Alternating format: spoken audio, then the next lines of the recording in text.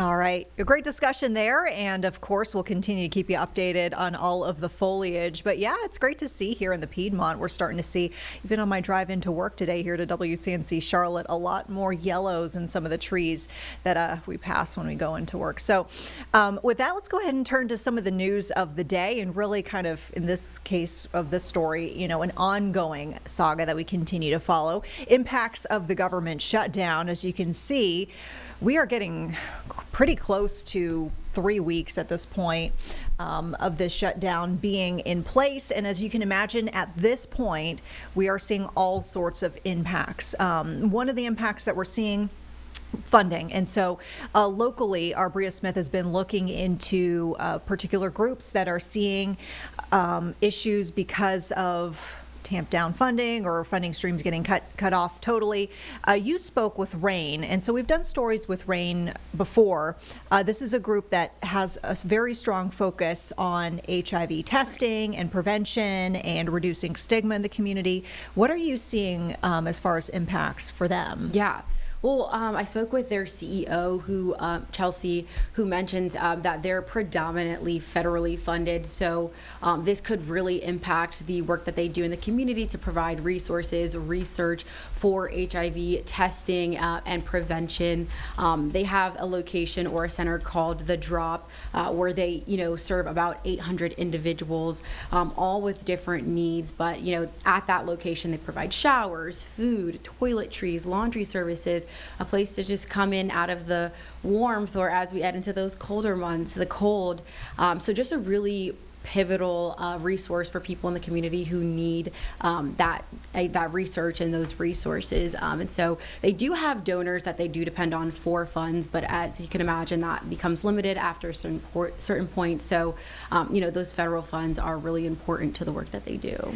Now, were they able to give you an idea of whether the impacts have fully arrived at this point, or is this something that they are bracing for with the expectation that it kind of just still seems like in Congress things are at an impasse and this might last a little bit longer at least? Yeah, exactly. I think they're kind of where they are right now. It hasn't fully impacted just yet. They're still open. So I actually did get the chance to go to the Drop Center, and then I saw some people who were using the services there. So they're still up and running as normal. They have a couple of events that are coming up. So I think in a few weeks, and then another in December, which will raise funds. They're always accepting donations. So I think that they're kind of bracing for what could happen in the future, but still open for people who need their resources. Yeah, you mentioned the fact that they are open to donations. So obviously there's the potential for a community element to step up and maybe contribute if folks feel strongly about this cause. We've seen with other, sectors of the community where they're bracing for impacts from the government shutdown, the potential that, for example, state resources could kind of step in and fill a gap. Did they talk anything about, how they might try to get by if the federal funding doesn't come through?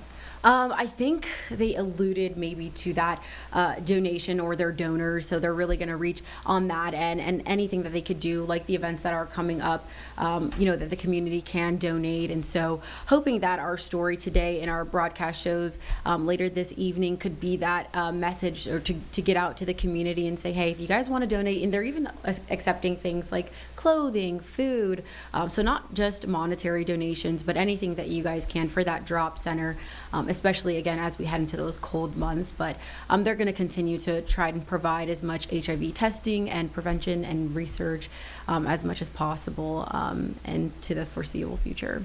Now, we mentioned this kind of when we kick things off here with this chat, but the fact that, we've done stories on RAIN in that, they serve a particularly vulnerable segment of our community. Did they speak on, how they feel their work is so important, and how maybe they're feeling knowing that they're bracing for impacts here and they're already kind of dealing with a segment of the population that really, really needs the support? Yeah, they actually did touch on that, where, especially with the LGBTQ community, how they are trying to, move past certain barriers where it comes to trust in the medical field, and making sure that their clients are able to trust and get the proper education that they need on what they might be dealing with.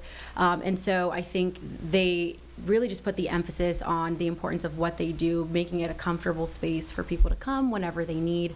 But they do explain it as a positive uphill battle is what they're doing. So they see progress in their efforts in making sure that they're bridging those gaps within those communities, but also still working towards, just being accessible to those people who need it. Yeah. Well, we know that you are joining us with the knowledge that you're going to be wrapping up a piece for us later this evening here on WCNC Plus. When can folks see your piece? What will they see? Who are you speaking to in this piece? And any other tidbits you'd like to kind of tease us with? Yeah, so it'll come up at 6:15 this evening. We spoke with RAIN CEO, Ms. Chelsea, and we also spoke with The Drop, so their center where they have those resources, their coordinator, to talk a little bit about, their interactions with these clients that come in and how grateful they are for their resources. So it should be a pretty interesting piece. All right. Well, looking forward to seeing more. Bria Smith, thank you so much for joining us. Thank you.